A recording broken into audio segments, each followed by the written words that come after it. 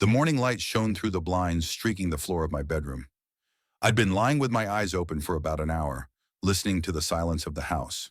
5 years ago, it had been broken by the voice of Madeline, my wife, who always got up before me and rattled the dishes in the kitchen. Now the house was silent, as if it had been orphaned by her departure. I got out of bed, feeling the familiar ache in my knees. 68 years old is no joke, especially with 30 years of working on construction sites.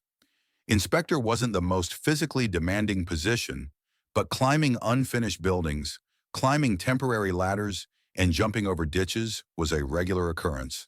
Now my knees reminded me of those times with every movement. "Good morning, Maddie," I murmured, looking at the picture on the bedside table. It showed my wife and me standing in front of the Grand Canyon, happy and tanned. It was 2 years before her diagnosis. Walking into the kitchen, I turned on the coffee maker, the only appliance I'd learned to use perfectly. Madeline had always laughed at my clumsiness in culinary matters.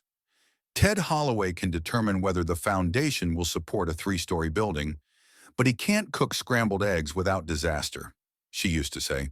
I could handle basic meals now, but often dined at Donna's Cafe on the corner of my street. The local cuisine wasn't the most refined, but they knew me by name there, and always had my favorite table by the window. While the coffee maker buzzed, I perused the morning paper. Although I could read the news online on the tablet my son had given me last Christmas, I preferred the paper version. There was something soothing about the rustling pages and the smell of printing ink. The phone rang, and I reluctantly picked it up. My son's name popped up on the screen. "Good morning, Christopher," I said, taking my first sip of coffee. "Hi, Dad." My son's voice sounded familiarly tentative. "How are you doing?" "The usual. My knees are creaky, but everything else is working fine." "Good, good," he faltered, and I realized that the call wasn't just to be polite. "Listen, I was wondering, did you get the invitation?" I knew what he was talking about. "Yesterday, a gold embossed card came in the mail inviting me to my grandchildren, Pierce and Esther's, college graduation party. The card was signed by Christopher and his wife Beatrice, though I had no doubt that it was entirely Bee's initiative. She loved formality and ceremony. "Yes, I got it. Thanks for the invitation. Will you come?" There was hope in my son's voice. I suppressed a sigh. Of course I wanted to congratulate my grandchildren, but the prospect of spending the evening in the company of Beatrice and her snobbish parents didn't appeal to me. "I'll try," I replied evasively. "Dad, please," he said, his voice a little pleading now. "It's important to the kids. They really want to see you." I doubted the latter. The twins had been polite to me, of course, but our relationship had become formal in recent years. Beatrice had skillfully driven a wedge between me and their entire family, especially since Madeline's death. "I'll come, Chris," I said at last. "For Pierce and Esther." "Thanks, Dad." The relief in his voice was almost palpable. "Bee's booked some great catering, and Evan Costello's parents will be there too. Remember, Evan is Pierce's best friend." He continued to talk about the details of the party, and I mentally shut down. Beatrice won't miss the opportunity to brag to the town about her successful children, and of course, her role in that success. Getting the twins into Westfield College was a personal victory for her, even though it was only a community college, and not the prestigious university she had dreamed of. "And Dad," Christopher's voice brought me back to the conversation, "maybe you won't bring up the sale of the eastern parcels?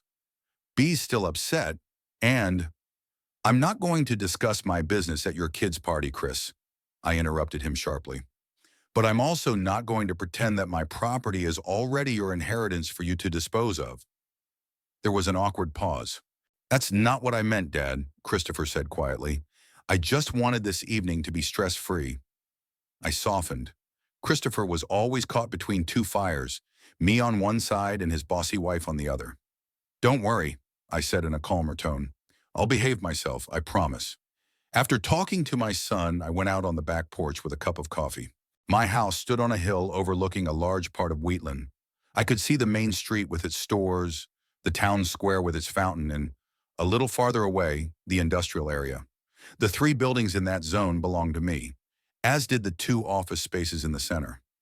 Real estate was my retirement project that had begun 30 years ago with the purchase of my first abandoned warehouse. Madeline thought I was crazy at the time, putting our savings into a dilapidated building, but supported me as always. Now my small commercial real estate business was bringing in a steady income, allowing me to live comfortably and not worry about the future. It was this property that was the stumbling block between me and my son's family, or rather, between me and Beatrice. I finished my coffee and went to get dressed. On Tuesdays, I usually met with Harold Kincaid, my longtime friend and lawyer, at Donna's Cafe.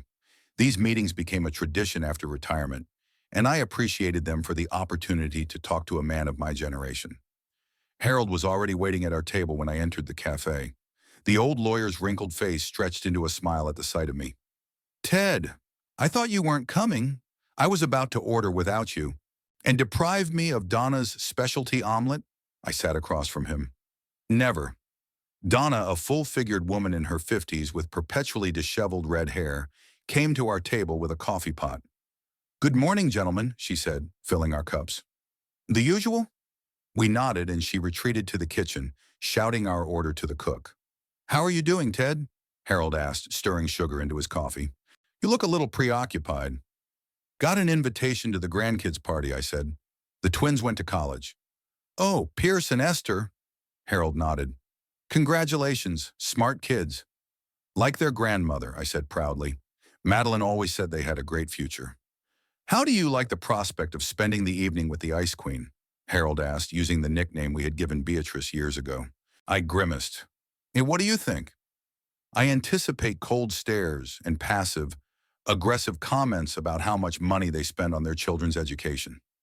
Harold hummed understandingly. "Is she still hoping you'll give them the real estate management?" "She doesn't just hope, she takes it for granted." I sipped my coffee. "Christopher called last week with her idea for me to sign a power of attorney for the Eastern properties. Allegedly, it would be easier for me if they took on this onerous responsibility." "And what did you say?" "The same answer I always give, that as long as I'm alive, I'll manage my own property." Donna brought our order, scrambled eggs and bacon for me and pancakes for Harold. While we ate, I told my friend about the latest offer from Frontier Development, which wanted to buy my land in the industrial zone to build a new logistics center. "The offer is very favorable," I said. "And to be honest, I'm tired of dealing with these buildings all the time. Maybe it's time to sell everything and enjoy the rest of my years." Harold looked at me carefully. "What about the plans to leave the business to Christopher?" I shrugged. "Those were Madeline's plans, not mine. She had always wanted the family business to stay in the family.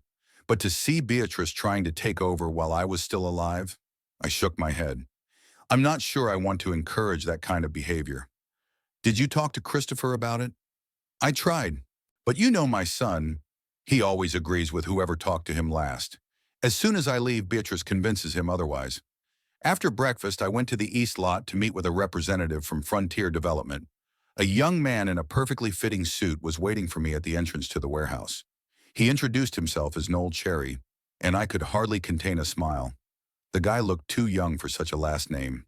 We walked around the grounds discussing the details of a possible deal. Noel made no secret of the fact that the company wanted the land because of its convenient location near the highway. "Mr. Holloway," he said as we walked back to his car, "I hope you'll consider our offer. The company is willing to make concessions on many points." "I will consider it, Mr. Cherry," I replied. "But I must warn you that there are family circumstances that may affect my decision." He nodded understandingly, asking no further questions, and we parted. When I returned home, I found a message on my answering machine. Beatrice's voice sounded strangely polite. "Ted, it's Beatrice. I hope you got our invitation to Pierce and Esther's college admissions party. I wanted to clarify if you're coming so that we can properly calculate the seating capacity. Please call me back." I didn't call back right away. Instead, I sat in a chair on the veranda with a notepad and began writing down the pros and cons of selling the business. To my surprise, the list of pros was considerably longer. Perhaps it was time for a change. In the evening, I still called Beatrice, deciding not to complicate matters. "Ah, Beatrice, it's Ted," I said when she answered. "I got your message." "Yeah, I'll be at the party." "Oh, good," she said, a slight disappointment in her voice that she couldn't hide. "The party starts at 6. We expect the guests to be dressed up." "I remember how to dress for parties, Beatrice," I said dryly. "Of course you do, Ted." Her tone turned sweet. "I just wanted to make sure everything would be perfect for the children." After a short pause, she added, By the way, I heard you met with someone from Frontier Development today. I felt myself tense up. Wheatland was a small town, but the speed with which information reached Beatrice always surprised me. Yes, there was a representative, I said neutrally. The usual meeting.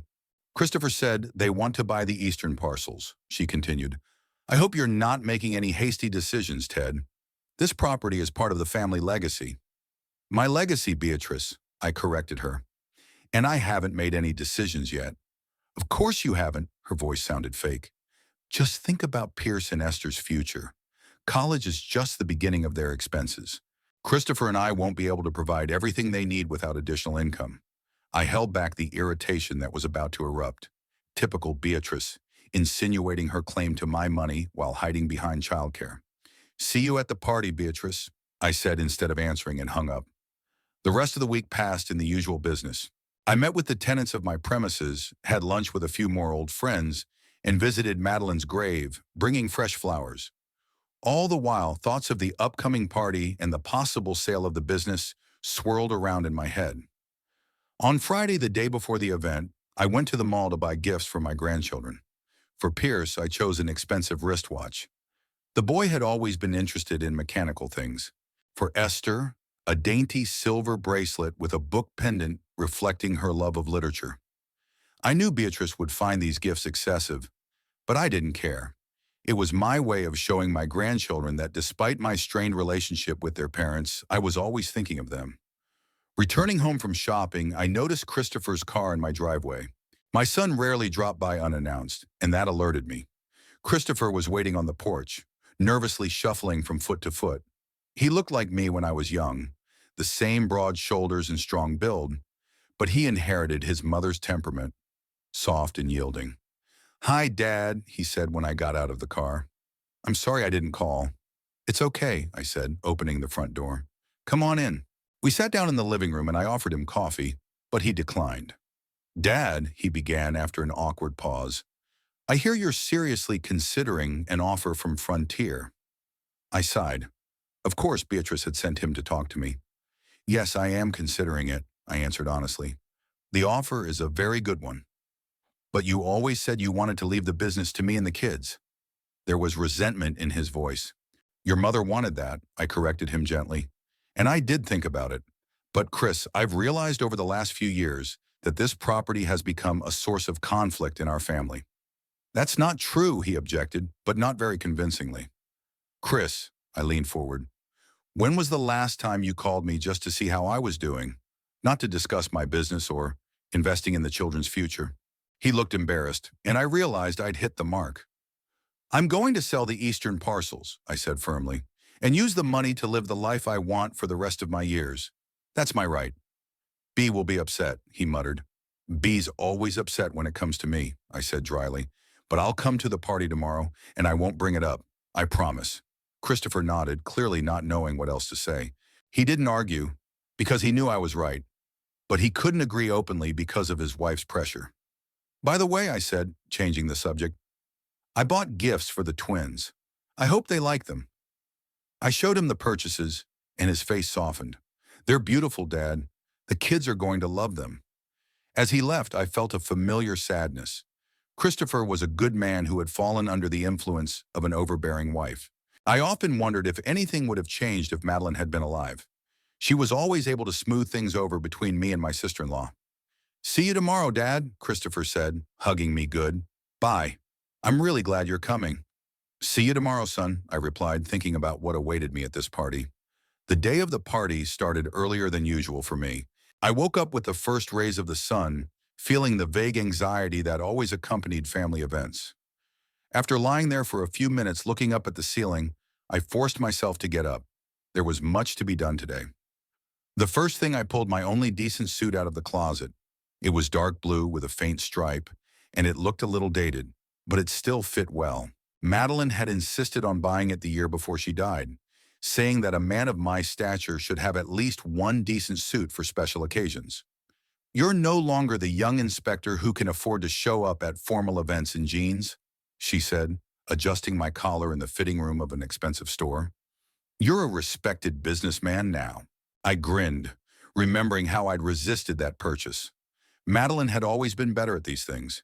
She knew how to fit into any society and knew how important these little details of social etiquette were that I had so neglected. Leaving my suit on the rack on the door, I went to make breakfast. Scrambled eggs and toast had been my specialty ever since Madeline had taught me how to make it without starting a kitchen fire. Over the meal, I glanced through the morning paper, but I couldn't focus on the news. My thoughts kept returning to the upcoming party and the inevitable confrontation with Beatrice. Our relationship with my sister-in-law had always been complicated. When Christopher had first brought her to meet us, I had immediately noticed the calculating glint in her eyes as she looked around the house. My business was already generating a sizable income, and Madeline and I had recently renovated the old farmhouse into a cozy modern dwelling. Beatrice politely admired the interior, but I sensed that her compliments hid an appreciation of the value of each item. Madeline, of course, noticed the same thing, but unlike me, decided to give the girl a chance. "Ted, don't be so critical," she said after they left. "Beatrice just grew up differently. Her parents always judge people by their financial status. Give her time, she'll change." But Beatrice didn't change. After she married Christopher, she became even more outspoken about her ambitions. Every time we met, she found a way to mention how hard they were living on an electrical engineer's salary, even though I knew Christopher was making a good living. Madeline tactfully ignored the innuendo, and I kept quiet so as not to upset my wife. When the twins, Piers and Esther, were born, our relationship improved a little. Beatrice was so preoccupied with the children that she temporarily forgot about her plans for our property. Madeline and I rejoiced in our roles as grandparents, often taking the babies away for weekends, giving the young parents a break. Those were happy years. With the birth of grandchildren, my wife blossomed. She had always wanted a big family, but we had only been able to have Christopher. Now she could pour all her love into two beautiful babies. I grew attached to them too, especially Esther, who had shown a love of books from an early age, just like Madeline. After finishing my coffee, I decided to take a walk before I started getting ready for the party. The weather was beautiful, a warm summer morning with a slight breeze. I walked the familiar streets of Wheatland, saying hello to neighbors and acquaintances. Many people asked about the party. The news of the twins' college enrollment had spread throughout the city. I politely replied that I was proud of my grandchildren without going into details about our family relationship. Walking past the Old Town Library, I slowed my step involuntarily. Madeline had worked there as a librarian for almost 30 years. Even after my business started bringing in enough money to keep her out of work, she refused to leave. "The library is my calling, Ted, not just a job," she used to say. Only illness forced her to leave her favorite business. Inside the library still hung a picture of her in the children's literature section, which she developed with special affection. I used to go in there sometimes just to look at her, smiling with a book in her hands, surrounded by children. Today I decided not to go inside. Memories of Madeline were already flooding back with renewed vigor because of the upcoming party. She would know how to smooth tonight's encounter, what words to find to make everyone feel comfortable. I, on the other hand, could only hope I wouldn't ruin the party with my bluntness. Back home, I decided to check the gifts for the grandchildren one more time. Pierce's watch box was wrapped in a simple but elegant dark green paper, his favorite color. Inside, in addition to the watch itself, I'd included a card with a greeting and a little poem I'd found in one of Madeline's books. It spoke of time and choosing one's path, a fitting theme for a young man beginning his adult life. The gift for Esther was wrapped in paper with a picture of old books. In addition to the silver bracelet, I enclosed an envelope with a check. I knew the girl dreamed of traveling to Europe after college to visit the setting of her favorite classic novels. Beatrice thought the idea was a waste of money, but I wanted my granddaughter's dream to come true. Looking at these gifts reminded me of how my relationship with my grandchildren has changed over the years. When they were little, we were very close. I taught Pierce how to make birdhouses and repair old radios, and we spent hours with Esther discussing the book she was reading. But after Madeline died, everything changed. Beatrice skillfully used my loss to consolidate her power over the family. She began to limit our meetings, citing my depression and my unwillingness to upset the children with the sight of a grieving grandfather. Christopher, as always, dared not contradict her. Gradually, our relationship with our grandchildren became more formal. Infrequent visits for holidays, polite phone calls on birthdays, but I still tried to keep in touch. Secretly from Beatrice, I sent Esther books I knew she'd enjoy, and Pierce toolkits and parts for his engineering projects. Sometimes they would call to say thank you, and those brief conversations were a real joy to me. The last 2 years of school, the twins became more independent and would occasionally stop by my house without their parents. These visits were always too short, but I appreciated every minute. I could see that, despite Beatrice's efforts, the grandchildren retained warm feelings for me. Pierce became a tall, serious young man with a technical mindset inherited from his father. He planned to study engineering like Christopher, but with an eye toward modern technology. Esther grew up thoughtful and creative, with a love of literature and history, reminding me of Madeline. She had chosen a liberal arts major, much to the displeasure of Beatrice, who dreamed of a more prestigious career for her daughter. I smiled, remembering Esther's last visit. She had come to discuss her choice of college and program of study. Beatrice had insisted on law school, but the girl's heart lay with literature. "Grandfather, do you think I could make a living studying old books?" "Sure," she asked, sitting on the veranda with a cup of tea. "Your grandmother could," I replied, and was happy every day of her life. Her eyes lit up with hope, and I realized I had said the right words. She left that day determined to follow her path despite her mother's pressure. Breaking away from the memories, I looked at my watch. The party was a few hours away and I needed to get ready. I arrived at the party at exactly 6 o'clock in the evening. Christopher and Beatrice's house was glowing with lights, voices, and laughter coming from the open windows. The driveway was filled with cars, including the black Lexus of Beatrice's parents, Hubert and Olivia Prescott. The elderly couple from Boston rarely visited our provincial wheatland, considering it not prestigious enough for their status. I got out of my old but reliable Ford, grabbed the carefully wrapped gifts for my grandchildren from the back seat, and headed toward the house. A light evening breeze ruffled my gray hair, and I could smell the aroma of barbecue in the air. Apparently, part of the party had taken place in the backyard. Christopher opened the door, his face a mixture of relief and tension. "Dad, you made it," he said, hugging me. "Come on in. Everyone's here." I walked into the spacious living room, decorated with balloons and congratulatory banners in the burgundy and gold colors of Westfield College. Enlarged photos of Pierce and Esther in graduation robes hung on the walls.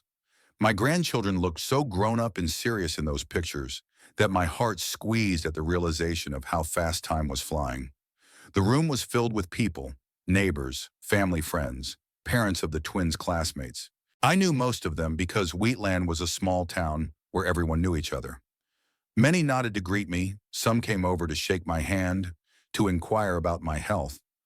I looked for my grandchildren, but instead I met Beatrice's cold gaze. She was standing by the hors d'oeuvres table, talking to some woman I didn't know. Her smile disappeared instantly at the sight of me, giving way to a strained politeness.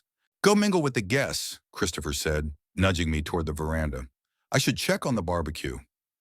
I nodded and headed toward the veranda, where my son said most of the guests were gathered. On the way, I tried to catch Beatrice's eye to at least nod a greeting, but she defiantly turned away, continuing her conversation. The veranda was noisy and crowded. The guests sat at several long tables laden with plates of food and glasses. In the corner, young people, Pierce and Esther's peers, formed their own group, separate from the adults. I noticed that Pierce was standing among them, talking animatedly with his friends. When my grandson saw me, he immediately left the group and approached, smiling broadly.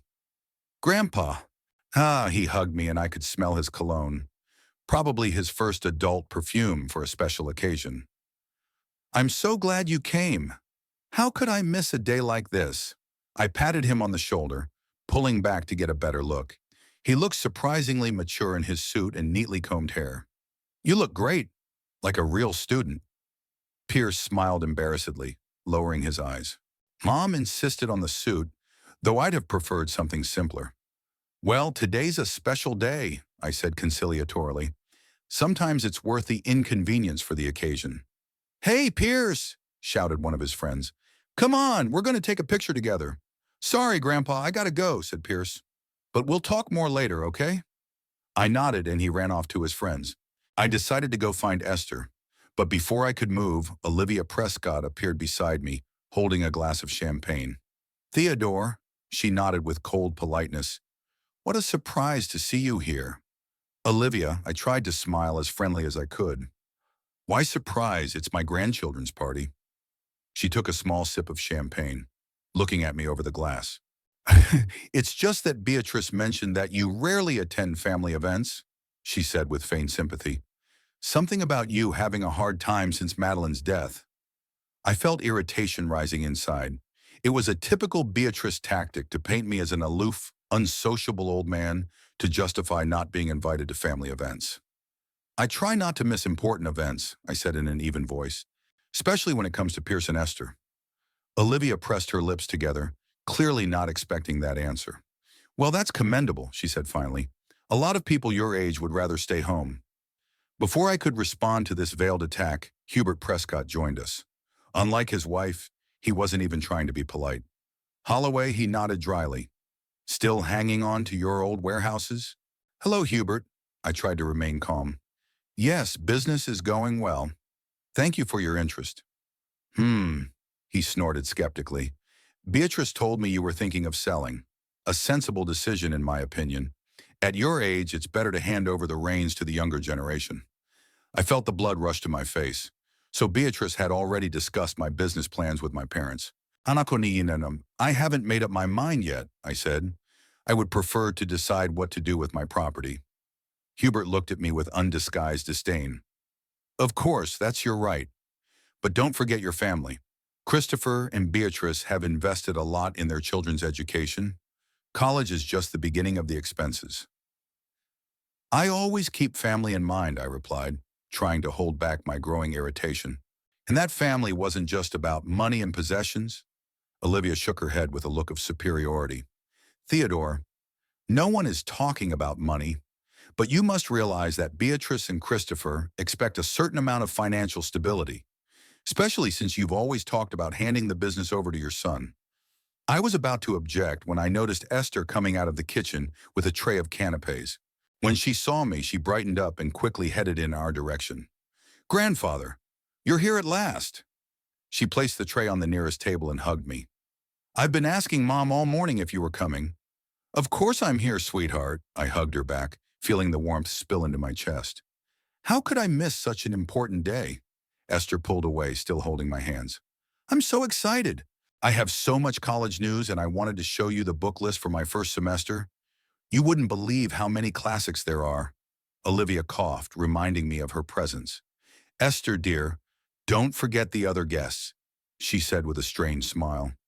I think the canapes should be spread. Esther's face darkened slightly, but she nodded. Yes, Grandma Olivia, she said politely. Grandpa, we'll talk later, okay? Mommy said we'll be opening presents soon. Of course, honey, I smiled at her. I'm not going anywhere. Esther picked up the tray and left, leaving me alone with the Prescotts again. I decided I'd had enough of this unpleasant company. If you'll excuse me, I'll go say hello to the other guests, I said, and without waiting for a reply, I went to the refreshment table. Pouring myself a glass of water, I looked around the veranda. There were small groups of people everywhere, chatting animatedly. I spotted a few of my old acquaintances and headed toward them, hoping for more pleasant company. The next hour passed relatively quietly. I talked to neighbors, Christopher's former co-workers, and the parents of the twins' friends. Many inquired about my business, my health, asked about future plans. I answered politely but evasively, not wanting my words to be misrepresented to Beatrice. All the while, I watched Beatrice with the corner of my eye.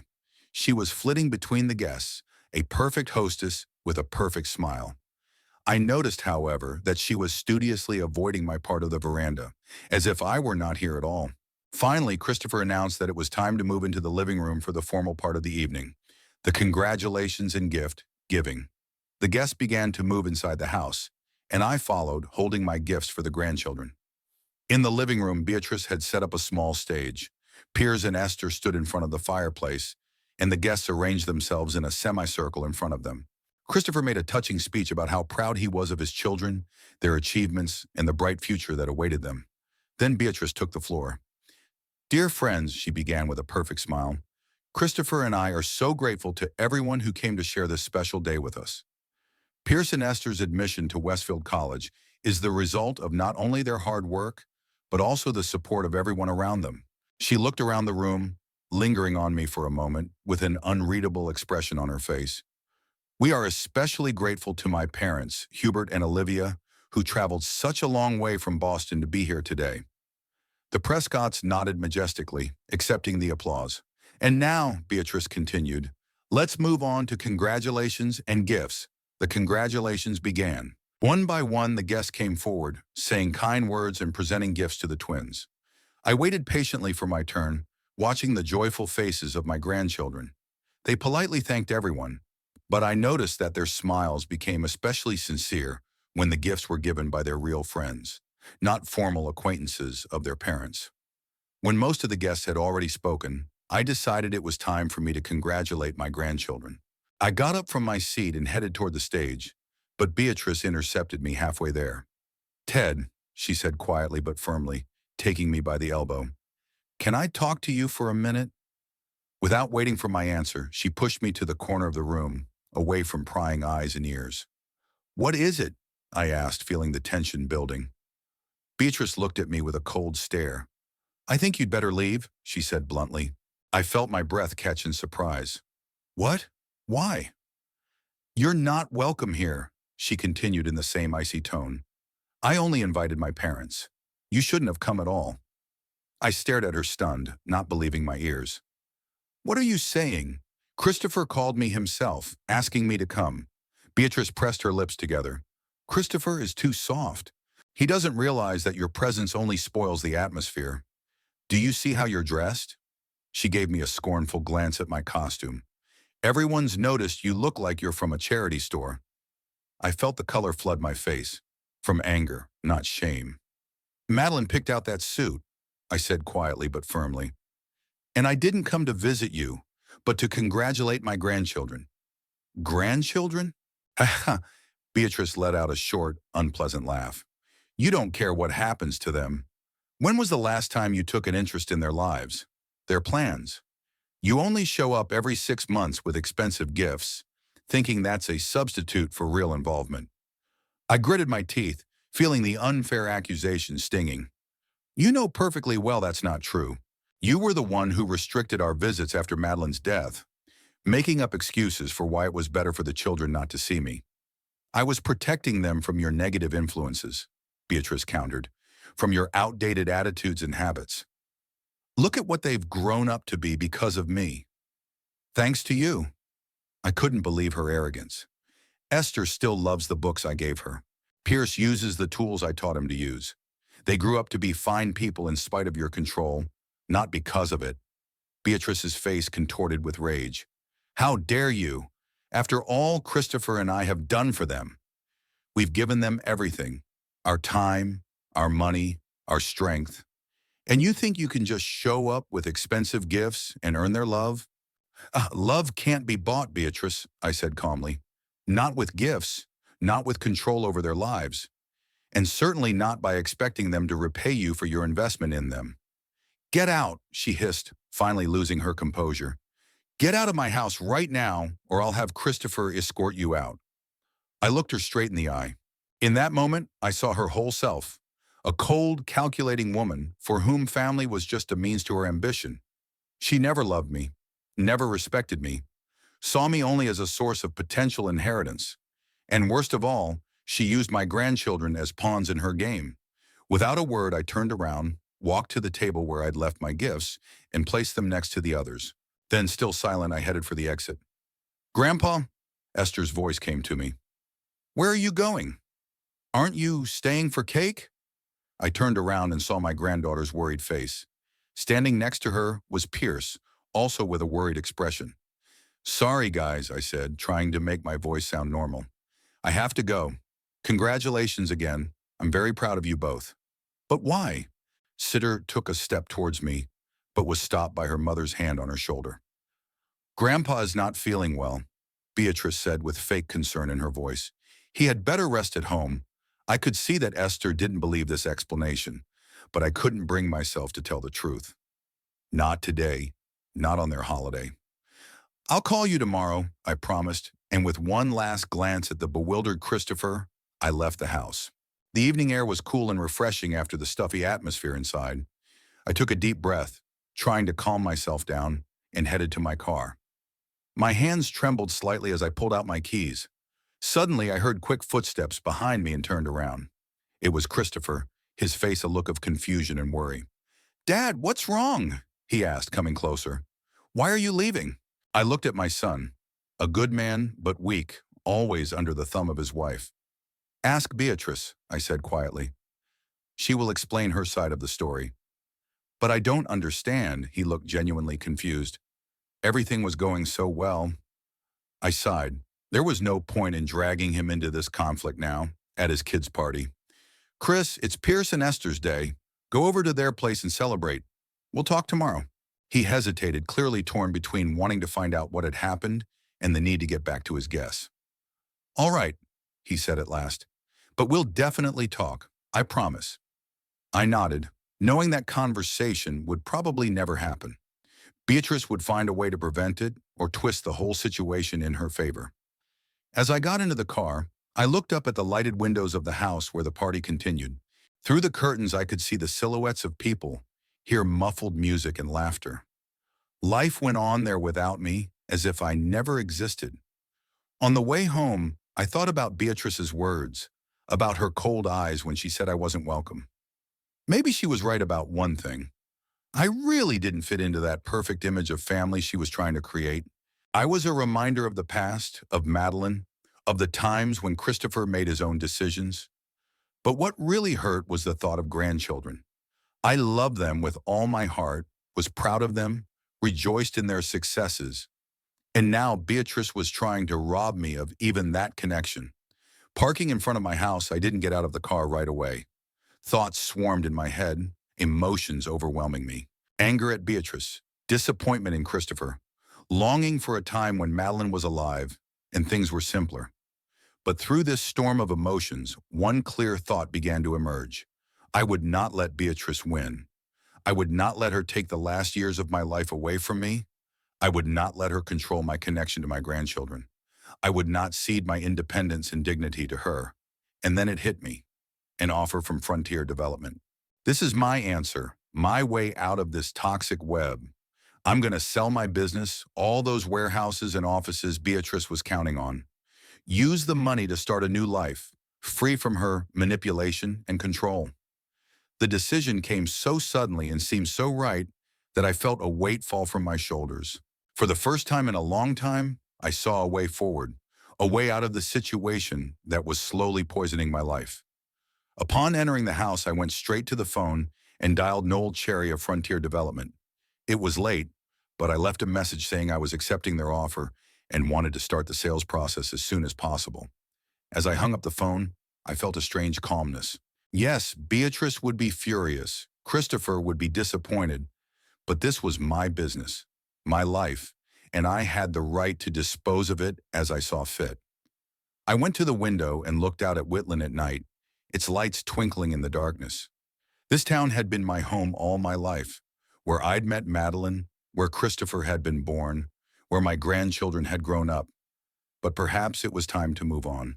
Time to start a new chapter, I thought, and the thought brought an unexpected sense of freedom and anticipation. The morning after the party was overcast, as if nature had decided to reflect my mood. I woke up early, despite a sleepless night full of thoughts and plans. The decision I had made yesterday in a flurry of emotion seemed even more right and necessary now, in the light of the new day. Over a cup of strong coffee, I dialed the number of Harold Kincaid, my longtime friend and lawyer. Despite the early hour, he answered almost immediately, a habit of the old lawman who always gets up at first light. "Harold, it's Ted," I said when I heard his husky voice. "I'm sorry to call you so early, but I need to see you right away." "Is something wrong?" He sounded wary. "Are you okay?" "Physically, yes," I answered, grinning involuntarily. "Emotionally, too, I guess. It's just time for some changes." Harold paused for a second, obviously thinking about what I'd said. "Did it have anything to do with the party?" he finally asked. "Did the Ice Queen pull something?" I sighed. Harold knew me too well. "Let's discuss it when we meet. Will you be able to see me today?" "Sure," he answered without hesitation. "Come to the office by 10 o'clock. I only have one meeting in the morning, and after that, I'll be completely at your disposal. After my conversation with Harold, I checked the messages on my answering machine. Noel Cherry had already answered my message from yesterday, his young, energetic voice sounding barely contained with delight. Mr. Holloway, this is Noel Cherry from Frontier Development. I received your message and am very pleased that you have decided to accept our offer. I will be in the office starting at 8 a.m. Call me at your convenience and we will discuss the next steps. Thank you for your confidence in our company. I smiled, imagining how excited the young real estate agent was. For him, this deal probably meant a large commission and recognition within the company. For me, it was the beginning of a new life. Deciding not to delay, I dialed Noel's number. Mr. Cherry, I said when he answered. This is Theodore Holloway. I got your message. Mr. Holloway, he exclaimed enthusiastically. I'm very glad to hear from you. Thank you for calling back so quickly. I wanted to confirm my decision, I continued, and to find out what steps we need to take to start the sales process. Of course, of course. I could almost see him nodding on the other end of the line. The first thing we need to do is sign a preliminary agreement. It doesn't commit you to a sale, but it does give us the exclusive right to negotiate for a certain period. We will then do a final appraisal of the properties and prepare a sales contract. How soon can we sign this preliminary agreement? I asked. I can prepare the documents today, Noel answered without hesitation. If you want, we can meet tomorrow morning and sign everything. Let's do it, I agreed. Say, at 11 o'clock at my office on Maple Street? Perfect, I could hear him taking notes. I'll be there with the paperwork. And, Mr. Holloway, thank you again for your confidence. I assure you, you won't regret your decision. After talking to Noel, I felt energized. For the first time in a long time, I was acting decisively, taking control of my life. It was a liberating feeling. I showered, dressed, and headed to Harold's office, located in a small two-story building in downtown Wheatland. His law firm, Kincaid & Associates, had been around for over 40 years, although in recent years there were only two partners left, Harold himself and his niece Tamsin, who had recently graduated from law school. Harold's secretary, an older woman named Doris, who had worked with him seemingly since the firm's inception, greeted me with a warm smile. Good morning, Mr. Holloway, she said, adjusting her glasses on the tip of her nose. Mr. Kincaid is expecting you. Please come in. Harold's office looked the same as it had 30 years ago. Dark wood paneling, a massive desk piled with papers, walls lined with bookshelves of legal tomes. The only modern element was the computer, which Harold used with obvious reluctance, preferring paper documents. Harold himself was sitting at a desk studying some papers. When he heard me enter, he looked up and smiled, but his eyes remained attentive and assessing. Ted, he stood up and extended his hand for a handshake. It's good to see you. Sit down. Tell me what happened. I sank into the leather chair across from his desk and sighed. There was an unpleasant incident at the grandchildren's party yesterday, I began. Beatrice practically threw me out of the house, saying I wasn't welcome there. Harold's eyebrows went up. She did that right at the party? In front of everyone? No, she took me aside. I shook my head. But that doesn't change the point. She said she only invited her parents and that I shouldn't have come at all. Harold whistled softly. Pretty harsh, even for an ice queen. What did you do? I left, I answered simply. I didn't want to make a scene at my grandchildren's party. But that was the last straw, Harold. I've made a decision. What decision? He asked, though I could see in his eyes that he already knew. I'm selling the business, I said firmly. All the real estate.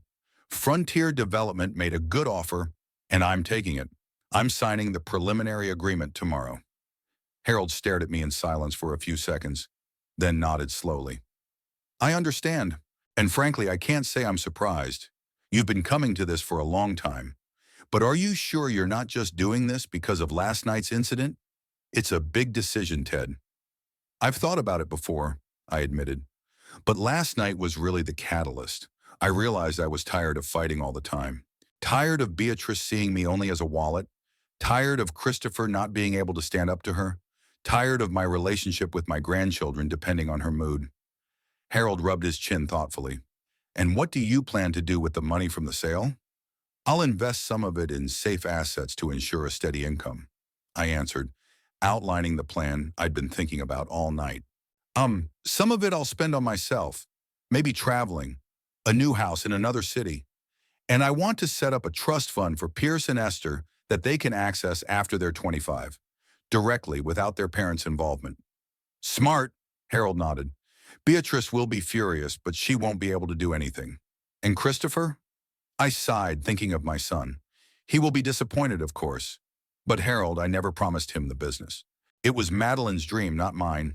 And to be honest, Christopher was never really interested in real estate.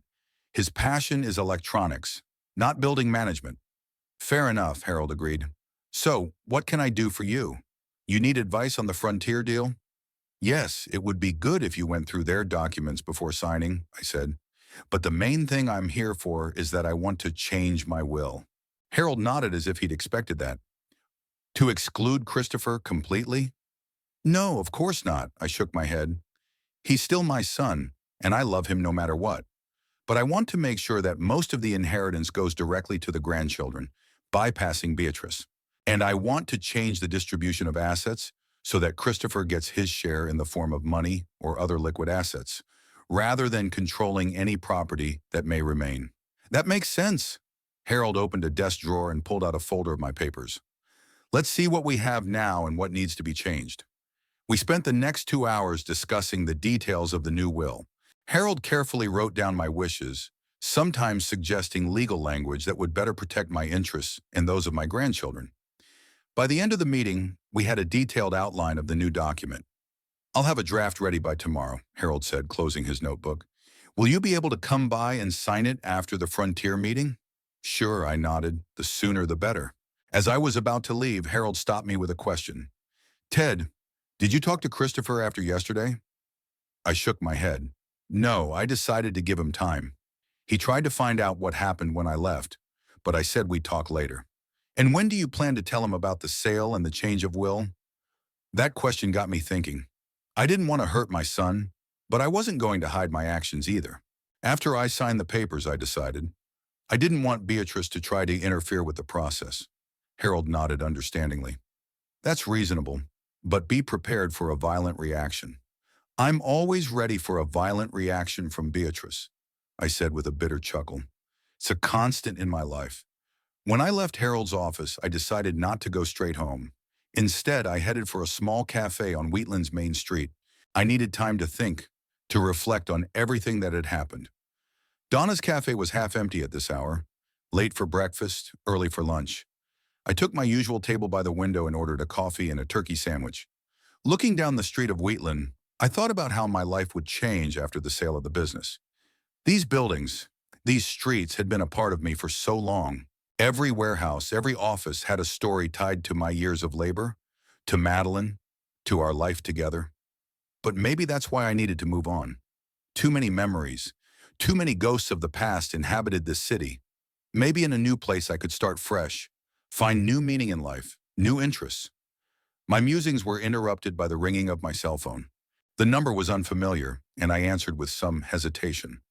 Theodore Holloway speaking. Mr. Holloway, came a woman's voice in which I was surprised to recognize Donna Pierce, the owner of the local home improvement store. I'm sorry to bother you, but I thought you should know. Beatrice was just here asking about you. I'm tense. Beatrice and Donna had never been particularly close, and if my sister-in-law was seeking information about me through Donna, that was unusual. What exactly did she want to know? I asked cautiously. She asked if you'd said anything about selling real estate. Donna replied with obvious disapproval in her voice. I told her we didn't discuss such things, but she was very insistent. She mentioned that she'd seen you meeting with some young man from Frontier Development. I mentally cursed. Whitland was too small for secrets. Someone must have noticed my meeting with Noel and told Beatrice. Thank you for letting me know, Donna, I said sincerely. I appreciate your discretion. You're welcome, she replied. I just thought you should know. This woman, she paused, choosing her words. She's not the nicest person in town. I grinned. Donna had always been a master of understatement. That's for sure. Thanks again for calling. Putting the phone down, I wondered. So Beatrice already suspected something. No wonder she'd started asking people around. Controlling information had always been her passion. I'd barely finished my coffee when the phone rang again. This time the number was familiar. Christopher. "Hi, son," I said, answering the phone. "Dad," Christopher's voice sounded strained. "We need to talk. What's going on? B said you're selling the business." I sighed. Surely she'd already had a chance to talk to Christopher. "I'm considering it, yes," I answered honestly. Frontier Development made a good offer. "But why?" I could hear the bewilderment and resentment in his voice. "You always said the business would stay in the family. That's what Mom always wanted." "Chris," I tried to speak softly but firmly. "Things have changed after yesterday." "What happened yesterday?" he interrupted. "B said you just decided to leave, that you felt sick." I grinned bitterly. Of course, Beatrice had put it all in a favorable light. "That's not entirely true, Chris. Beatrice made it clear to me that I was not welcome at the party, said she'd only invited her parents and that I should leave." There was a pause. I could almost see Christopher trying to digest this information, struggling with the desire to protect his wife and the disbelief in her version of events. "I can't believe it," he said finally. "There must be some kind of misunderstanding. B would never—" "Chris," I interrupted him gently. "What do I mean? Let's not argue now about what Beatrice said or didn't say. The fact is, I've decided to sell the business. That's my right and my decision." "But what about us?" There was a note of despair in his voice. "We've always counted on me to manage this property someday, that it would be part of an inheritance for the children." "And that's exactly the problem, Chris," I said bitterly. "You counted on my property as if it were already yours, as if I had one foot in the grave and was just temporarily disposing of what should rightfully belong to you." "Dad, that's not what I meant," he protested. "It's just that we always thought—" "I know what you've been thinking," I said tiredly, "and I'm tired of it. Tired of Beatrice seeing me only as a potential inheritance, of you not being able to stand up to her, of my relationship with my grandchildren depending on her mood." Christopher was silent, and I continued. "I'm not excluding you from my life, Chris, and I'm not leaving you without an inheritance. But I want to live my remaining years the way I see fit, and if that means selling the business and moving out of Wheatland, then so be it." "Move?" His voice trembled. "You want to leave?" I hadn't planned to reveal that part of my plan so soon, but now that the words had been spoken, there was no point in backing out. "Yeah, I'm thinking about it. Too many memories here, Chris. Too many ghosts." There were muffled voices in the receiver. Apparently, Beatrice was beside Christopher, saying something to him. Then his voice came back, but now it sounded strangely determined. "Dad, we're coming to see you. We need to discuss this in person." "Not today, Chris," I said firmly. "I've got a lot to do. Let's meet in a couple days, when things have calmed down a bit." "But Dad—" "Chris," my voice got harder. "I said not today. I'll get back to you when I'm ready to talk." With those words, I ended the call, feeling a mixture of guilt and relief. I didn't want to be harsh with my son, but I knew that if I let him and Beatrice come over today, it would end up being another unpleasant confrontation. I had just paid and was about to leave the cafe when the phone rang again. This time it was Beatrice's number. I hesitated whether to answer it or not, but in the end I decided it was better to face the problem head on. "Yes, Beatrice," I said, answering the phone. "Ted." Her voice sounded strange, tense and almost frightened. "What are you doing? What are you thinking about selling the business?" "It's my business, Beatrice," I answered calmly. "Literally my business, my property." "But you always said you were going to leave it to Christopher." She sounded hysterical. "We were counting on that income for the children's education, for their future." "The children are already in college, Beatrice," I reminded her, "and I've paid for a large part of their education. As for the future, I will not leave my grandchildren without support." "But that changes everything," she exclaimed. "All our plans, all our calculations." "Exactly, Beatrice," I said, feeling the irritation growing in me. "Your calculations. You've been so busy planning how to spend my money that you've forgotten one little detail. I'm still alive, and I can decide what to do with it. You're doing this out of spite." Her voice became accusatory. "Because of yesterday." "I didn't mean to hurt you, Ted. It was just a busy day. A lot of guests." "Don't lie, Beatrice," I interrupted her. You know exactly what you said and what you meant.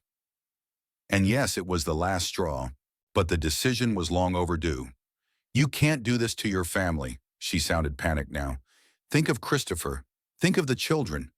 I am thinking of them, Beatrice, I said firmly. More than you can imagine. And that's why I'm doing what I'm doing. What does that mean? Her voice became suspicious.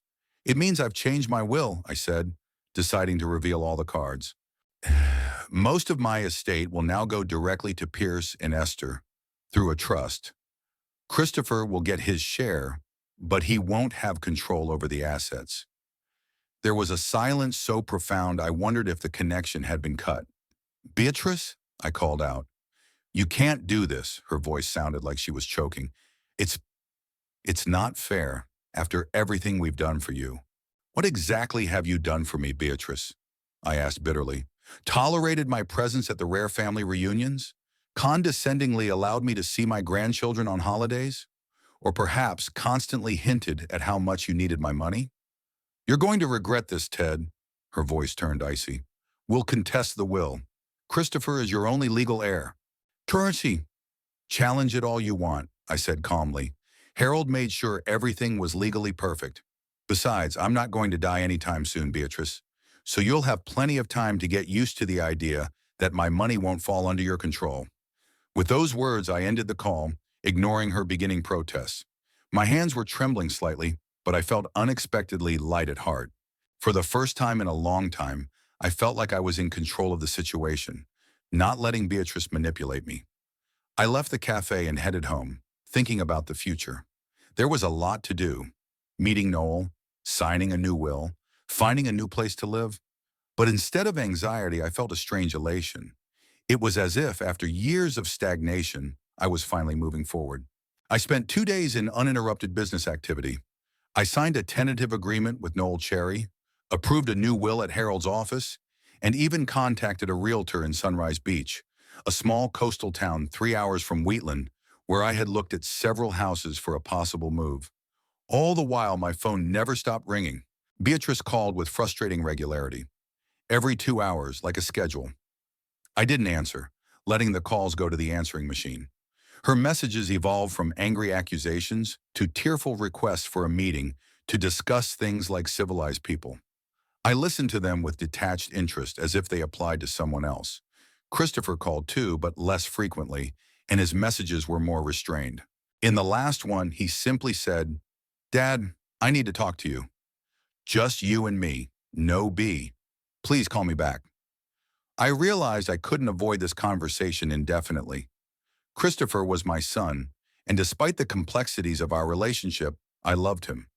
Plus, I wanted to explain my actions so he would understand my motives and maybe not blame himself too much. On the third day, I did call him back. Chris, it's me, I said when he answered. I'm sorry I didn't call sooner. I've been busy. Dad! I could hear the relief in his voice. I was beginning to worry. Are you okay?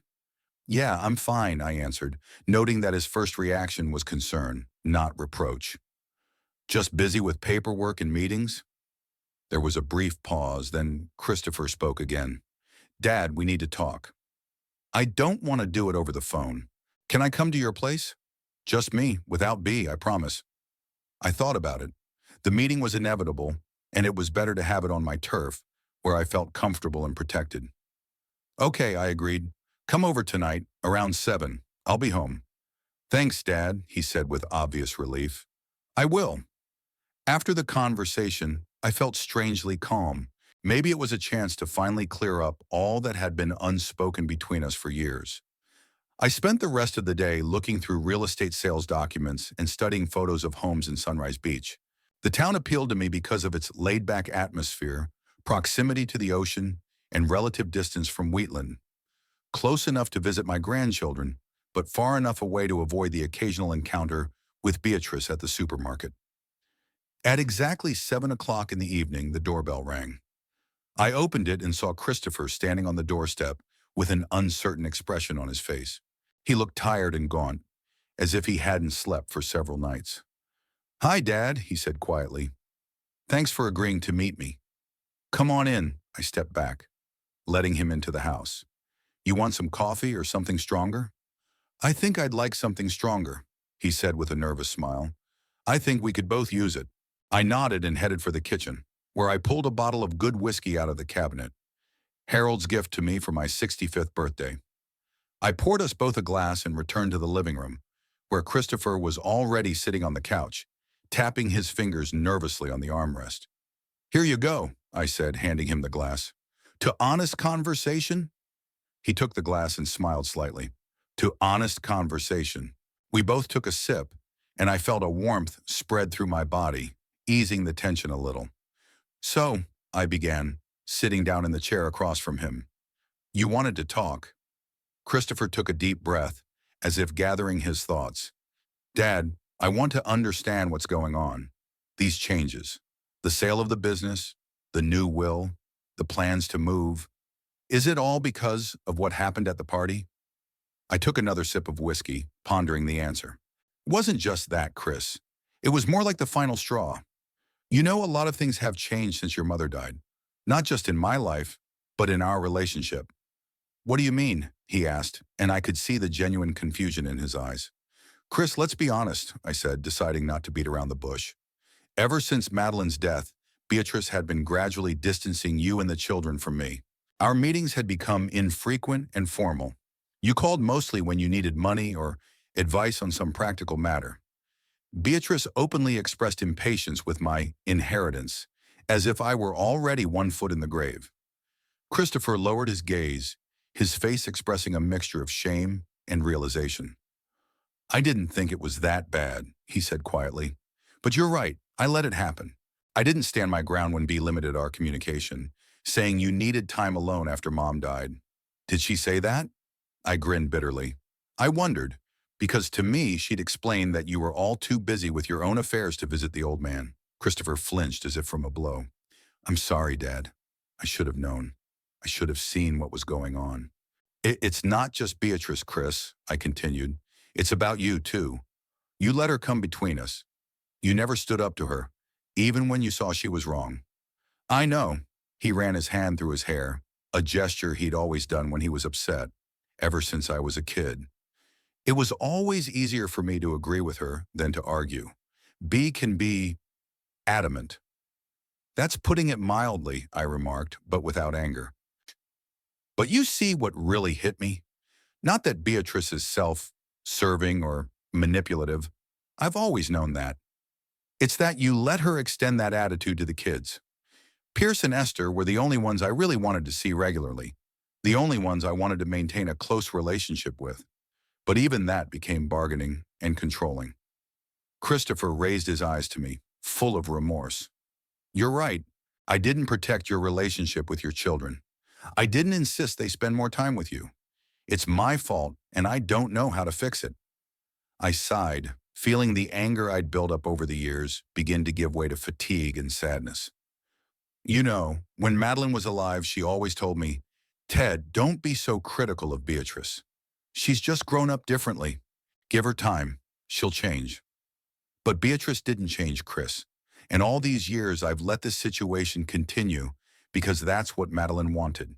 She always dreamed that our business would stay in the family, pass to you, then to the grandchildren. But now I realize that was her dream, not mine. What's your dream, Dad? Christopher asked quietly. That question caught me off guard. No one has asked me that since Madeline died. My dream, I wondered. My dream now is to live my remaining years in peace and dignity, without the constant feeling that someone is waiting for me to die to get my estate. To travel, maybe. Seeing new places. To do the things your mother and I always put off. And to do that, you have to sell everything and move away. There was no accusation in Christopher's voice, just an attempt to understand. Yeah, I guess so. I nodded. Too many memories here, Chris. Too many ghosts. And as long as I'm here, Beatrice will never give up trying to control my life and my possessions. Christopher stared silently into his glass as if searching it for answers. Finally, he looked up. I understand, and I can't blame you. You have every right to manage your life and your possessions as you see fit. It's yours.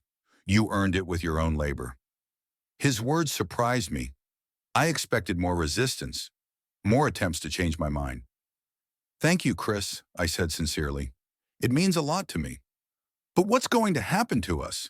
He asked after a pause. With our relationship? Your relationship with your children? I took another sip of whiskey, feeling the warmth of the alcohol softening the sharp edges of our conversation. It's up to you, Chris. On you and the kids. I'm not disappearing from your life. I'm just ceasing to be what Beatrice sees me as. A purse with legs, the source of a future inheritance. I will only be 3 hours away from you. I'll always be happy to see you and the grandchildren. But it must be mutual, not out of obligation or guilt. Christopher nodded, his gaze becoming more collected and determined. I understand, and I promise I'll do my best.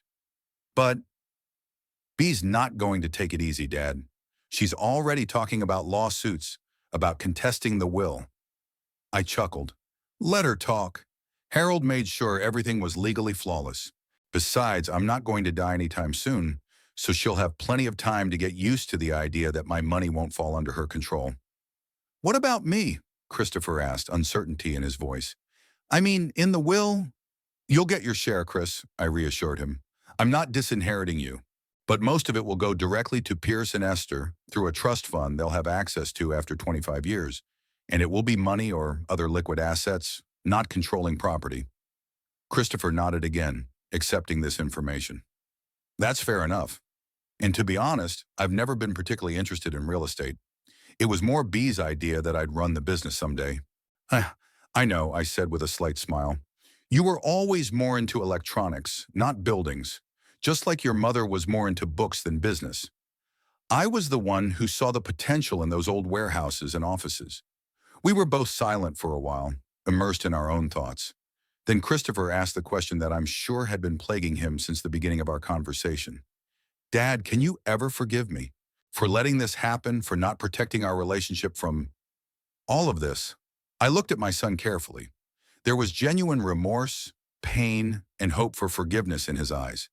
And in that moment, I realized I didn't hold a grudge against him. Disappointment, yes. Sadness, certainly, but not anger. Chris, I said softly, there's nothing to forgive. You did what you thought was right for your family.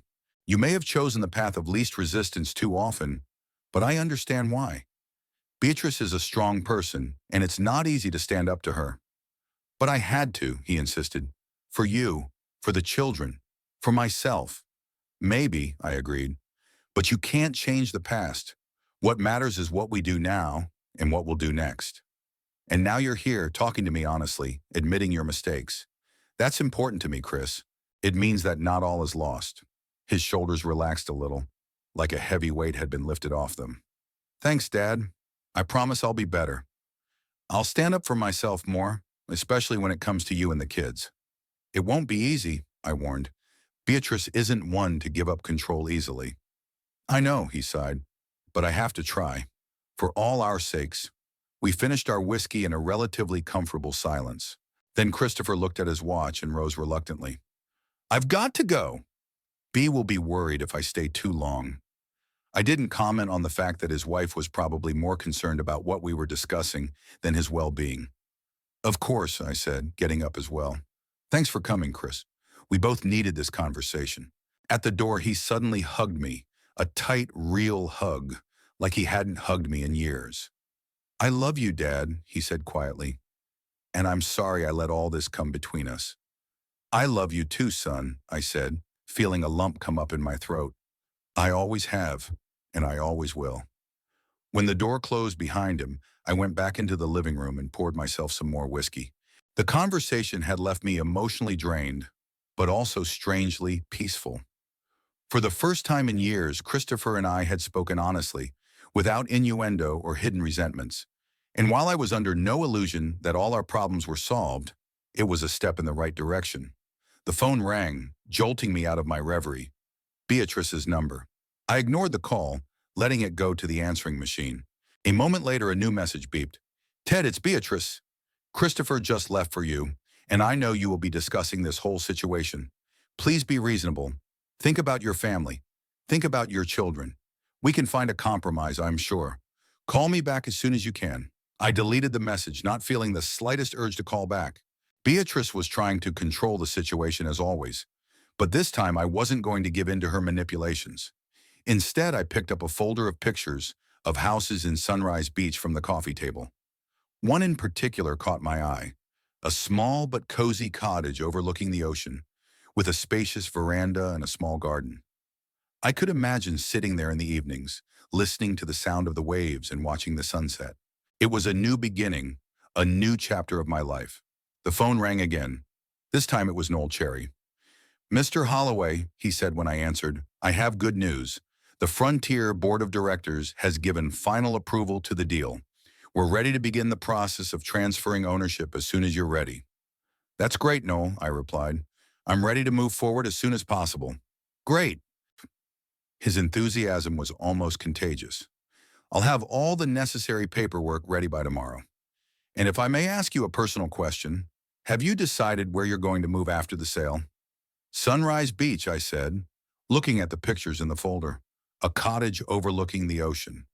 "That's a great choice," Noel said. "It's a great place for a fresh start, a new beginning." The words echoed in me with surprising force. That's what I was doing. A fresh start, at an age when most people just live out the rest of their lives without expecting much change. After my conversation with Noel, I went out on the back veranda with a glass of whiskey. The evening was warm and quiet, and the stars were just beginning to appear in the darkening sky. I thought about my conversation with Christopher tonight, about his confession of guilt, about his promises to change. Did I believe him? Partly. Christopher had always been a kind and honest man, just weak, easily influenced, especially Beatrice. But today I saw a determination in his eyes that I'd never seen before. Perhaps my decision to sell the business and change the will was a kind of awakening for him, making him see the situation in a new light. Or maybe I was just seeing what I wanted to see. Time will tell. What really mattered now were my own decisions, my own path forward. For the first time in years, I felt free of other people's expectations, of obligations I didn't choose, of roles I didn't want to play. The phone rang again. Beatrice again. I turned the sound off, not wanting her voice to disturb my moment of peace. Tomorrow would be plenty of time for practical matters, for meetings and signing documents. And tonight, I just wanted to savor this new sense of freedom. I raised my glass as if making a toast to myself. "To new beginnings, Maddie," I said quietly, turning to the stars. "I hope you'd understand." And somewhere deep inside, I felt that she really would have understood. Madeline had always wanted happiness for me, even if her idea of it was different from mine. She would want me to live life to the fullest, even without her around. With that thought, I finished my whiskey and went back into the house, feeling strangely calm and confident in my decision. There was a lot of work ahead, a lot of change, but for the first time in a long time, I was looking forward to the future with hope rather than anxiety. The sale of the property took 3 months, a remarkably short time for such a complex transaction. Noel Cherry proved himself to be a true professional, skillfully resolving any issues that arose and expediting the process wherever possible. Frontier Development did not skimp on legal expenses, hiring the best professionals to handle the paperwork. I signed the final papers at Harold Kincaid's office in mid-October. Harold personally checked every clause of the agreement, making sure my interests were fully protected. "Well, Ted," he said as he handed me a pen for the final signature, "you are now officially free of the burden of being a landowner. And considerably richer," I added with a slight smile as I looked at the line for the final sum of the deal. "That too," Harold grinned. "Frontier paid a good price. They clearly see a lot of potential in developing wheatland." I nodded, feeling a strange mixture of relief and nostalgia. These buildings had been part of my life for decades. I'd bought them dilapidated, restored them, turned them into profitable assets. Parting with them was a little sad, but I knew it was the right decision. "And now what?" Harold asked, tucking the signed documents into a folder. "When are you moving?" "Next week," I answered. "I've already bought a house in Sunrise Beach, the one with the ocean view. Most of my stuff is already packed." "And Christopher? Beatrice? Do they know?" I sighed. "Christopher knows. We've talked a few times since that night. He took it better than I expected. Even offered to help with the move. But I declined. I think he needs to deal with his own life." And the Ice Queen? Harold made no secret of his dislike for my sister-in-law. Beatrice called almost every day for the first 2 weeks. I shook my head, remembering the endless messages on the answering machine. Then she switched to emails. Threats, pleas, attempts at manipulation. Classic Beatrice. I didn't respond. Wise, Harold nodded. And the grandchildren? Have you talked to them about moving? An involuntary smile appeared on my face. Yes, I met with them separately from my parents. Pierce was understanding, though reserved as always. And Esther, she cried. But then she was happy when she found out my new house would have a room just for her, where she could stay whenever she wanted. You're a good grandfather, Ted, Harold said with a warm smile. And I'm glad you're finally doing what you want to do, not what others expect you to do. I nodded, feeling grateful for his support and understanding. Thank you, Harold, for everything. On my way out of Harold's office, I ran into Hubert Prescott, Beatrice's father. He was clearly surprised to see me, but he quickly recovered himself, giving me a cold nod. Theodore, he said with barely concealed contempt, I've heard about your change in your life. Hubert, I nodded back, deciding not to be provoked. Yes, a new chapter, so to speak. He pursed his lips. Beatrice is very upset, you know. She thinks you are being selfish, thinking only of yourself and not of your family. I felt a familiar irritation rise up inside, but by an effort of will I suppressed it. These people no longer had power over my emotions. Tell Beatrice I wish her the best, I said in a steady voice. Supranam, now, if you'll excuse me, I have a lot to do before I move. Without waiting for an answer, I walked past him toward the exit. It was probably the last time I'd ever see any of the Prescotts, and I had no regrets about it. The next week flew by in a flurry of activity. I hired a crew of movers to pack and move my belongings. I decided to leave most of the furniture behind. It was too big for the new house and held too many memories. Instead, I took only a few items particularly dear to my heart. Madeline's rocking chair, her bookcase with a collection of first editions, family photos, and a few paintings we'd picked out together. I also spent time seeing my grandchildren. Pierce came over for lunch midweek, and we spent several hours discussing his college studies and future plans. He wanted to major in engineering with a focus on renewable energy, a field Beatrice considered not lucrative enough, but one that my grandson was truly passionate about. Grandpa, he said as we said our goodbyes, I want you to know, I understand why you're doing this, and I don't blame you. His words touched me to the core. Thank you, Pierce. It means a lot to me. I'll come visit you, he promised. Sunrise Beach isn't that far from college. I'll look after Esther while you're away. I hugged him, feeling proud of the young man he had become. Thoughtful, caring, with his own principles despite his mother's influence. Esther arrived the next day and our meeting was more emotional. She brought a small gift, a book of Robert Frost's poems with her own comments in the margins. So you won't miss me, she said, trying to hold back tears.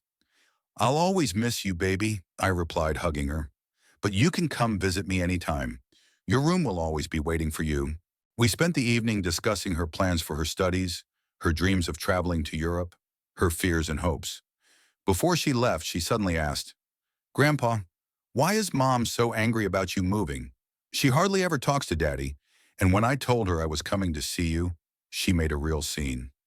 I sighed, not wanting to drag my granddaughter into the complexities of an adult relationship, but not wanting to lie to her either. Your mom, she had certain expectations about my estate, and when those expectations weren't met, she was upset. Esther looked at me with unexpected insight. She thought she was going to get your money, didn't she? Something like that, I nodded. But don't worry about it. It's between me and your parents. I'm not worried, she said with sudden determination. I just want you to be happy, Grandpa. You deserve it after all you've done for us. Her words warmed my heart, and I hugged her again, grateful for the understanding and love she showed. On the eve of my departure, I received an unexpected visit. Christopher showed up on my doorstep late in the afternoon as I was getting ready for bed. Dad, he said, looking tired and aged, I just wanted to say goodbye. I invited him in, offered him coffee, but he declined. I won't be long, he explained. Bea doesn't know I'm here.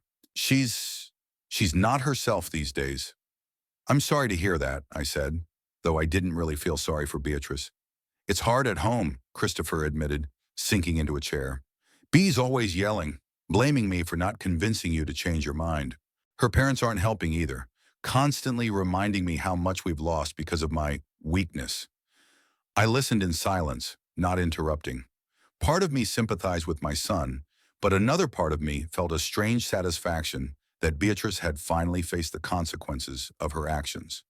I don't know what's going to happen next, Dad, Christopher continued after a pause. Bee and I'm not sure our marriage will survive this. I'm sorry, Chris, I said sincerely, but you have to do what's right for you. Just like I did what's right for me. He nodded, his eyes full of sadness and weariness. I know, and I don't blame you. I never have. I want you to know that I'll always be your son, no matter what happens between me and Bee. I put my hand on his shoulder, feeling a sudden rush of emotion. I know, son, and I'll always be your father. Nothing will change that. We hugged goodbye, and I felt a new understanding between us, deeper and more honest than before. Good luck in Sunrise Beach, Dad, Christopher said as he left. I'll call you when you're settled in. I'll be waiting, I replied, and this time I really meant it. The day of the move was clear and sunny, as if nature itself was blessing my decision. The truck with my belongings left early in the morning, and I decided to leave in the afternoon so that I could arrive in Sunrise Beach by evening. Before leaving, I walked around the house one last time, saying goodbye to every room, every corner that held memories of years gone by. In the bedroom, I stopped at the picture of Madeline on the bedside table. Well, Maddie, I said quietly, I'm hitting the road. A new place, a new life. I hope you understand. There was no answer, of course, but I thought the smile in the picture grew a little warmer, as if Madeline were really giving her blessing. Just before I left, I heard the doorbell ring. When I opened it, I was surprised to find Donna Pierce, the owner of the home improvement store, with a small basket in her hands. I thought I'd drop by to say goodbye, she said with a warm smile. And then I brought a few things for the road. Sandwiches, fruit, a thermos of coffee. Donna, that's very sweet of you, I said, genuinely touched by her concern. Well, someone has to take care of you, she said, blushing slightly. Whitland will miss you, Ted.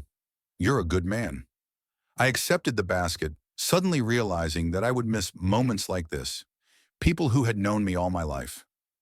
Thank you, Donna. I'm going to miss Wheatland, too. Parts of it, at least. She nodded understandingly. If you're ever passing through, stop by. I'd always be glad to see you. After she left, I took another look around the empty house, then resolutely locked the door and put the keys in an envelope for the new owners, who would be arriving the following week. I had sold the house to a young couple with 2 children. They were delighted with the spacious rooms and large garden. I loved the thought of hearing children's laughter here again. The drive to Sunrise Beach took just over 3 hours. As we approached the coast, the scenery changed. The hills of Wheatland gave way to more open spaces, and the air became fresher, with a slight tang of salt. I opened the window, letting the sea breeze fill the car. Sunrise Beach greeted me with a sunset that colored the sky and ocean in shades of gold and purple. My new home, a small white cottage with blue shutters, stood on a small rise with a direct view of the ocean. The truck with my belongings had already arrived, and the movers were finishing unloading. I got out of the car, feeling the tension of the last few months begin to release me. The air was filled with the smell of salt and blooming oleanders, and the sound of the waves was distinct and soothing. This place was so unlike Wheatland, so far away from all the problems and conflicts I had left behind. The manager, a young man named Ray, greeted me with keys and a folder of papers. Welcome to Sunrise Beach, Mr. Holloway, he said with a genuine smile. We welcome new residents, especially people like you. Oh, Woody, like me? I asked curiously. People who come here for the peace and beauty, not for the raucous parties, he explained. Our town is quiet but friendly. I think you'll like it here. He was right. When the movers left and I was alone in my new home, I felt no loneliness or regret, just a wonderful calm and anticipation of my new life. I spent the first week in Sunrise Beach setting up the house and familiarizing myself with the town. The locals were friendly and easy going, and many of them were migrants like me. People looking for a quieter life by the ocean, after years spent in the hustle and bustle of big cities or trapped by family obligations. I quickly found my place in the local community. In the mornings, I started going for jogs on the beach, a habit I hadn't practiced in years. In the afternoons, I explored the city, getting to know my neighbors, reading books on the veranda overlooking the ocean. Evenings were spent at the local bar, Jimmy's, where people mostly my age gathered for leisurely conversations and a game of chess or cards. About a month after I moved in, I received my first letter from Esther. Not an email, but a real paper letter, written in her neat handwriting. She talked about college, about her new friends, about the book she was reading. There was a brief mention of home at the end. Things are hard at home, Grandpa.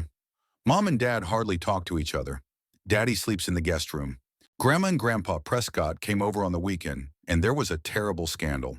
I try to spend more time on campus. Pierce is rarely home either. But don't worry about us, we'll get through this. The important thing is that you're happy. I replied with a warm letter in which I enclosed a check for a substantial sum for books and other student needs. I knew Beatrice would be angry if she found out, but now she had no control over my relationship with my grandchildren. Pierce wrote a week later, a short email, more subdued but still warm. He mentioned that Christopher was considering divorce, that the financial situation at home had become strained after Beatrice had spent a considerable sum on lawyers trying to contest my new will. Unsuccessfully, of course, thanks to Harold's foresight. I sent Piers the same amount as Esther, knowing that he would use the money wisely. I also invited them both for a winter vacation, promising to show them the beauty of Sunrise Beach and nearby towns. I didn't hear from Christopher for several months. Then in early December, a short email arrived. Dad, I filed for divorce. B has left me no choice. She refuses to acknowledge her role in everything that has happened, keeps blaming you and me. Her parents support her financially, but her relationship with them has deteriorated as well. I rented a small apartment near the college to be closer to the kids. I hope you don't mind if I come visit you for a few days after Christmas. I have a lot to think about. I replied with a simple, sure, son, I'd love to see you. And I really meant it.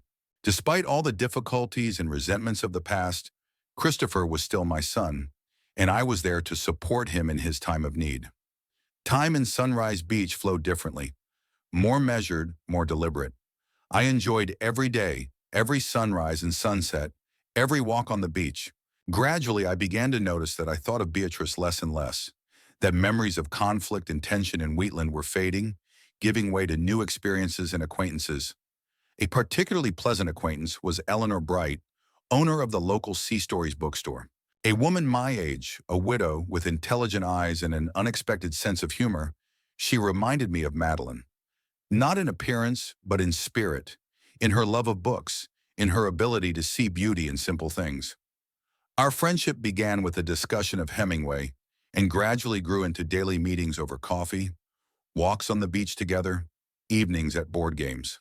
I wasn't looking for a romantic relationship, and Eleanor didn't seem to be either. But our friendship brought a warmth and joy to life that I'd missed since Madeline's passing. One evening, sitting on the veranda with Eleanor watching the sunset, I received an unexpected message from Harold. Ted, thought you should know. Beatrice is leaving Wheatland, selling her house, moving back to Boston to stay with her parents. The town is full of rumors about her financial problems and her failed attempt to contest your will. Christopher looks better without her. I hope you do too. Harold. I showed the message to Eleanor, who already knew the full story of my relationship with my sister-in-law. How does that make you feel? She asked, looking at me carefully. I hesitated, listening to my feelings.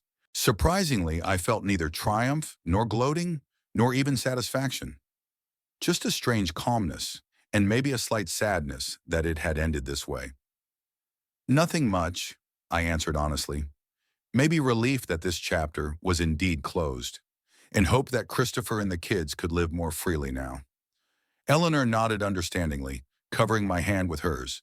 You know, Ted, not many people your age would have had the strength to change things, to start over. Most people would just put up with it, endure it until the end. You showed real courage.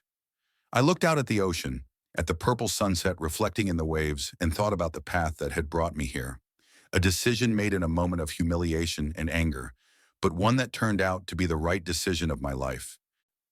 I'm just tired of not living my life, I said quietly. Tired of being what other people wanted me to be. And who are you now? Eleanor asked with a slight smile. I smiled back, feeling surprisingly light and free. Just Ted Holloway, a man who lives by the ocean, loves to read good books, and spend time with friends and grandchildren. A man who is finally free of other people's expectations and demands. I like that Ted Holloway, Eleanor said, and her eyes shone with warmth and understanding. I do too, I answered, and it was the truth. We sat in silence watching the last rays of the sun disappear over the horizon, giving way to the stars. Tomorrow Esther and Pierce would arrive for winter break, and I would show them this sunset, this beach, this new world I had created for myself. In a week, Christopher will be here, and we'll talk about the future, his and mine, and Beatrice. Beatrice will be in the past, as she should be. I didn't hate her. I didn't wish her harm. It was just that our paths had diverged, and it was for the best for everyone.